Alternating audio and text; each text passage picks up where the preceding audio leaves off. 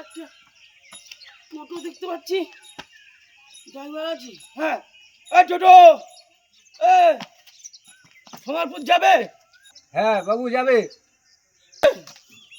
আমার সোনারপুরে একটু দিয়ে আসো, মাছ শেষ হয়ে গেছে, আর মাছ নেবো, তাড়াতাড়ি চলো। এই তো পুরো মাতাল হয়ে গেছে, একে নাড়িয়েই পয়সা নিয়ে নেব। সোনারপুর এসে গেছে। এক্ষুনি সোনারপুরে এসে গেল। আচ্ছা, ওই 50 টাকা দিন। এই লিখে রাখ, বাকিটা ইতিহাস। এ কি বাপের জমিদারি?